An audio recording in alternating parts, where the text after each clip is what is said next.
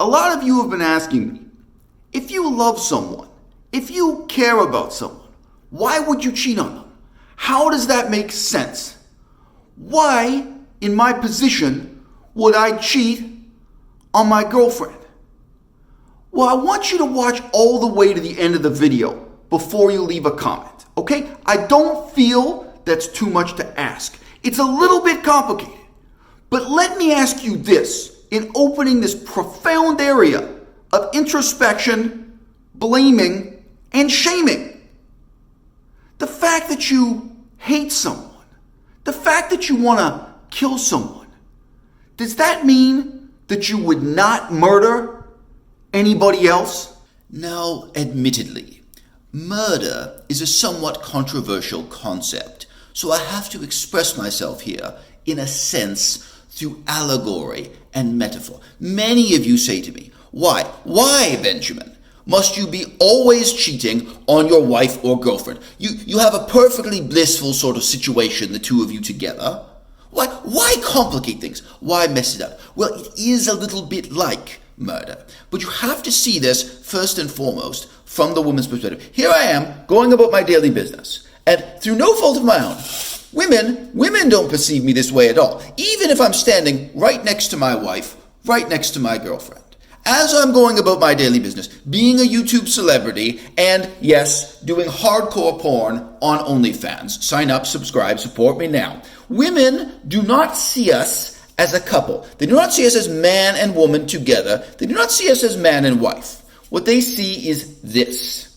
They see a man with a hurdle, just one more obstacle for them to jump over. And this, my fine fellow, this is what happens. Yes, you see, when there are just a few peach slices, I warned you there'd be some sort of metaphor involved. Well, there are just a few peach slices, you can say, oh well, why don't you just sort of climb your way out? Why don't you just climb your way out from these peaches, so to speak, these metaphorical, allegorical peaches? Yeah, go climb your way.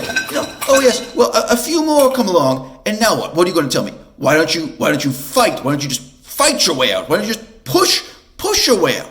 At some point, a man is all the way up to his neck. It's just so many peaches, so many candied peaches that there's nothing for it but to eat your way out. And it is in that sense that you have to appreciate cheating on your girlfriend is a matter of self-defense. I would never condone this just for your own enjoyment. No, and not for revenge, not for any other reason. But at some point, when you're as gorgeous, irresistible, brilliant, and famous as I am, you just have to eat your way out as a matter of self-defense. I love all these guys that get on YouTube.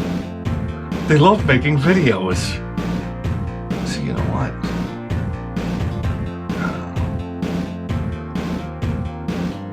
Am I the only one looking forward to dying?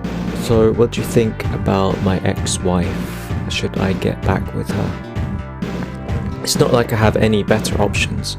So the only reason I decided to leave her in the first place was because I felt like at the time I had loads of options, and I was getting all these DMs on Instagram every day from cute girls going, "Hey Daniel, I heard you got divorced, why don't you come to this country or that country and then we could meet up and do stuff."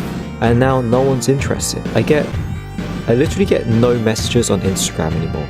I feel like Tinder and these dating apps, I feel like they're targeting incel type people to keep them off their apps, stop them from scaring the women away.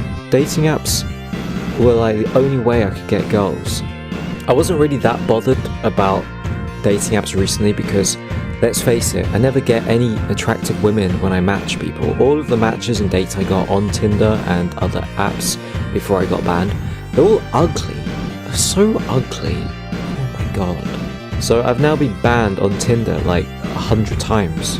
What am I supposed to do now? Walk into a bar and chat people up, go to a nightclub? I'm screwed. My channel's dead.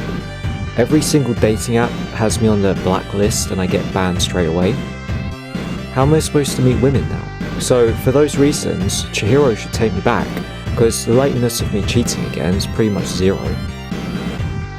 Do me a favor, don't go calling a psychiatrist for me. But, you know, I ain't looking to kill myself. But, you know, dying, well, I gotta tell you, it's eternal rest! Eternal rest! This is like what I strive for.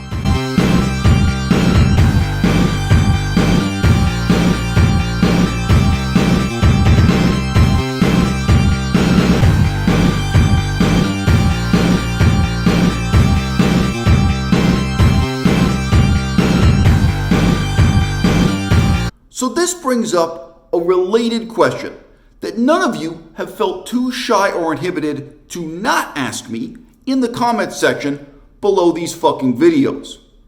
What should happen if one of these fine young women should get pregnant? I only believe in abortions in the same sense that I believe in Santa Claus. If that fat piece of shit delivers and it's what I want and it comes on time, then I'm willing to pretend that he deserves to be canonized and have a fucking day on the calendar named after him. But if that fat motherfucker brings me the wrong thing, I'm going to start crying to my parents saying I don't believe in him, I don't believe in them, and I'm mad as hell because they don't know the fucking difference between a Sony PlayStation and a Sega Master System. It was the Sega Master System I wanted. And I'm still pissed off that while I was in college, my mom put it in the garbage. By which I mean, she gave it to my cousin Max, who is garbage. So if one of these girls decides not to go with Santa Claus, which is to say the only legally available form of infanticide that I know of in our times, what's going to happen? Would I be willing to break up with Melissa to pursue a relationship with one of these girls who looks hotter than Hitomi Mochizuki on an inflatable banana ride at Pattaya Beach when you first meet her at the social justice warrior protest for the issue of the day, but when you get her home, take the clothes off, underneath the tie-dye shirt, kind of looks more like Angela Merkel? Would I, if such a woman got pregnant, be willing to break up with my main squeeze for, I don't even know what to fucking call it, your side squeeze? First of all, let me just say, I am offended. I am personally offended that you use the word if, okay? Just like some people get offended if you call them he instead of she, keep in mind, if is 2 letters long. Don't you bring that fucking word around me. Don't never fucking talk to me about if. What do you mean if? If they get pregnant. Of course they get pregnant. They're all fucking pregnant. I work with the assumption that every single girl who comes in here is pregnant, even and including the ones who are currently doing hormone replacement therapy, taking testosterone so they can legally identify as a man. I give them a form on the way out the door so that we can start doing, child support payments after 9 months less a day, whatever.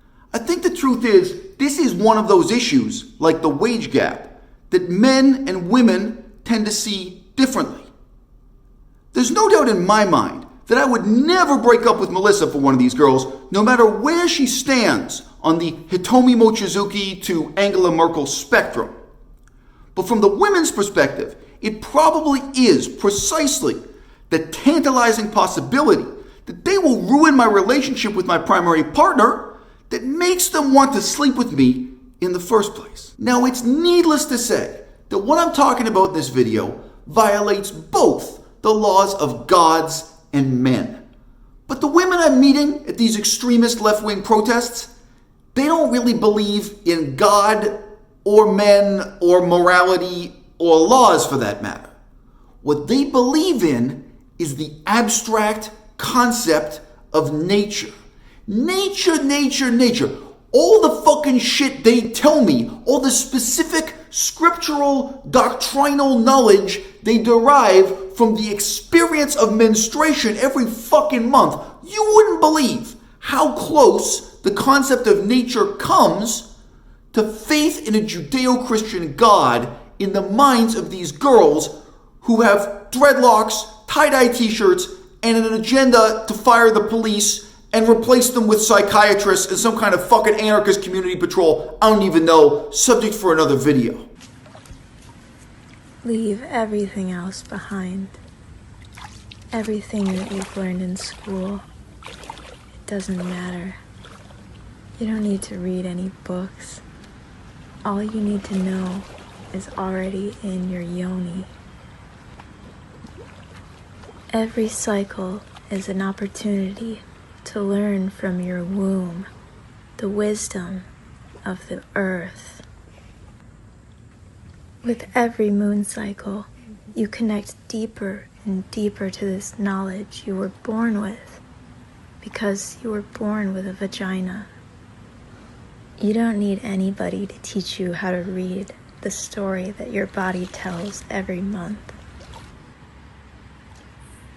Listening to the news is upsetting. Reading history books is hard. Leave all that behind you and listen to your body. Listen to the story of your womb. So in these polyamorous relationships, or in frankly, just plain fucking around, the ideology I am held accountable to is neither religious nor secular, but natural. And what I say to these women, often enough while standing on the sidewalk, holding a cardboard sign, asking the government to pay for something I don't even fucking know, is this. Baby, in the jungle, there are no sidewalks. There are no cardboard signs. There is no democracy. There's only capitalism. Now, what these bitches think capitalism means, topic for another video, topic for another YouTube channel. Don't even want to touch that. But the one thing money can't buy, the one thing that remains uncorrupted by capitalism, is how I feel about you. It's love, baby. And love can't be named, can't be shamed, can't be contained. So you have to harness that feeling, that emotion, that sense of rebellion. And together, whether it's 2 at a time, 3 at a time, 4 at a time, we will rebel against the patriarchy. We will rebel against capitalism. We will rebel against the vestiges of Christianity left over from the Dark Ages. This, ultimately, is our act of intimate rebellion. You and me, kid. Not standing on the sidewalk, holding a cardboard sign, chanting slogans that will not only be ignored on the nightly news, but inevitably by the government itself. As impure and dirty as it may seem for you to come back to my apartment and suck my dick while your own younger sister stands in the corner and watches, in fact, this is the last pure experience of our natural instincts. This is the last fragment of the jungle that's with us here still in the modern city. This is the one part of human nature that will never be contaminated by capitalism.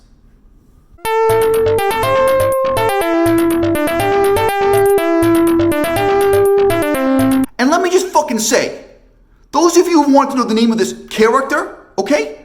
My real name is Benjamin Lord. That's the name of my fucking birth certificate.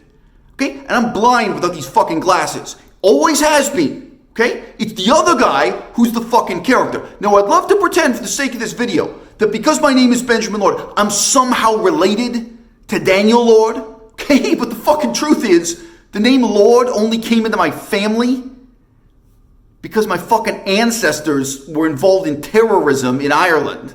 I can't even say they got kicked out. They ran away to Canada and changed the name to the most fucking British, non-career criminal fucking name they could think of, and I guess they chose Lord. I mean, like, they felt like at the time they wouldn't really get a fair trial or, like, be treated as innocent until proven guilty because they were guilty as fuck.